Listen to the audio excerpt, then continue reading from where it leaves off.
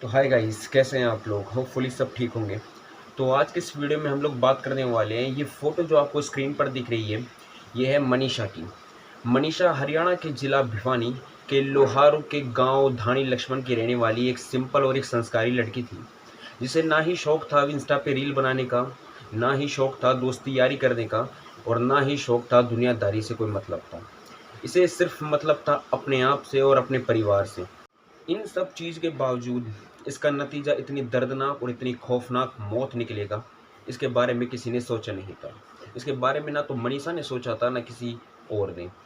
आज के इस वीडियो में हम इस चीज़ को पूरी डिटेल में जानने की कोशिश करेंगे कि आखिरकार मनीषा के साथ क्या हुआ, कब हुआ, कैसे हुआ, और कौन कौन से ऐसे लोग हैं जो इस चीज़ के पीछे छिपे हुए हैं। तो वीडियो को शुरू करते हैं।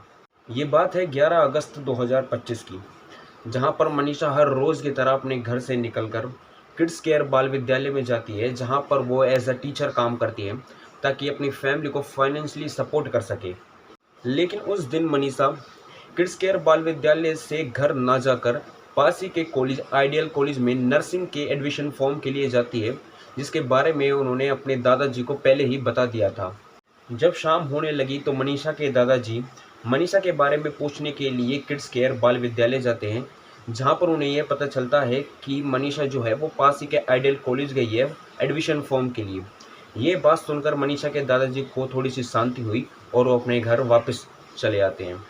जब देर शाम तक मनीषा घर लौटकर वापस नहीं आती है, तब दादाजी को घबराहट थोड़ी सी बढ़ने लगी और उन्होंने घबराहट में अपने बेटे यानी कि मनीषा के पिताजी संजय को फ़ोन करा।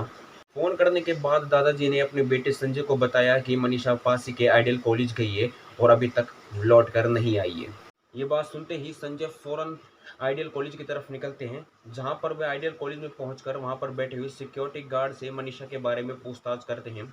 सिक्योरिटी गार्ड इस बात को साफ मना कर देते हैं कि उन्हें मनीषा के बारे में कुछ नहीं पता, ना ही उन्होंने मनीषा को देखा है। तो वो आइडियल कॉलेज के अंदर जाते हैं, जहां पर वो रिसेप्शन में बैठे हुए लोगों से सीसीटीवी फुटेज देखने की मांग करते हैं, लेकिन रिसेप्शन में बैठे हुए लोग साफ मना कर देते हैं सीसीटीवी फुटेज दिखाने से, जिसके कारण परेशानी में संजय को घर लौटना पड़ता है।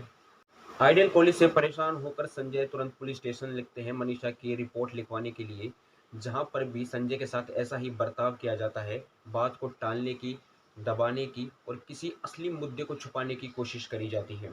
और बात को टालने के लिए पुलिस वालों ने ये कहा कि मनीषा अपने दोस्त के साथ पिकनिक पर गई होगी या फिर अपने बॉयफ्रेंड के साथ भाग गई होगी। जब समय ज़्यादा बीतने लगा और संजय परेशान होकर पुलिस स्टेशन में ही बैठने लगा, तब वहाँ के एक पुलिसकर्मी एएसआई शकुंतला ने संजय की रिपोर्ट लिखी और मनीषा की खोज स्टार्ट कर दी। अगले दिन यानी कि 13 अगस्त को संजय के पास एक फ़ोन कॉल आती है पुलिसकर्मियों द्वारा, जहां पर उन्हें बताया जाता है कि आइडियल कॉलेज से लगभग 1 किलोमीटर दूर एक खेत में उन्हें एक डेड बॉडी मिली है, जिसके आइडेंटिफिकेशंस के लिए उन्होंने संजय को बुलाया। ये बात सुनते ही संजय फौरन घबराहट के चलते उस जगह पर पहुंचते हैं आइडेंटिफिकेशंस के लिए बॉडी की, जहां पर उन्हें बॉडी की इस कंडीशंस को देखकर ना मानो उनकी दुनिया ही उजड़ गई। बॉडी की इस हालत को देखकर उनके पैरों तले ज़मीन निकल गई। उन्हें इस बात पर बिल्कुल भी यकीन नहीं हो रहा कि ये उनकी ही बेटी हो सकती है। बॉडी की हालत ऐसी थी कि जो बॉडी का चेहरा था, जो फेस था, वो पूरी तरह से डिकम्पोज हुआ पड़ा था, न मानो कि किसी ने एसिड गिर कर चेहरे को जलाया हो। गर्दन जो होती है वो पूरी तरह से गायब थी और भी बहुत सारे बॉडी ऑर्गन्स जैसे कि किडनी, फूड पाइप, आईज, सब चीज़ें गायब थी।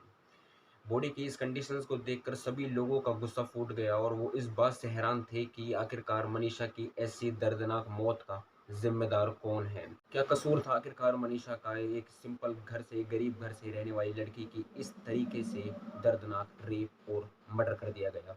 बढ़ती भीड़ और लोगों का गुस्सा देख पुलिस ने बॉडी को तुरंत पोस्टमार्टम के लिए भिवानी के सिविल हॉस्पिटल में भेजा, जहां से रिपोर्ट आती है कि मनीषा की बॉडी पर कोई भी सीमन का निशान नहीं मिला, और जो मनीषा के चेहरे की जो कंडीशन है वो किसी एसिड से नहीं बल्कि जंगली जानवर के कारण हुई है।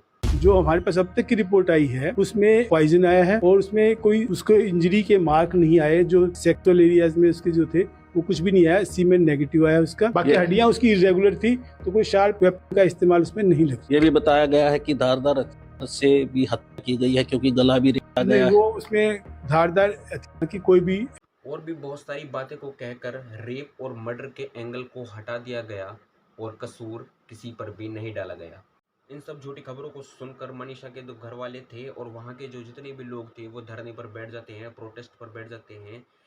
फिर दोबारा जो बॉडी है उसको पोस्टमार्टम के लिए पीजीआई रोहतक में भेजा जाता है और वहाँ से भी सेम ऐसे ही रिपोर्ट आती है कि बॉडी पे कोई भी सीमन का निशान नहीं है, तो इसे रेप और मर्डर का जो एंगल है उसको बिल्कुल हटा दिया गया।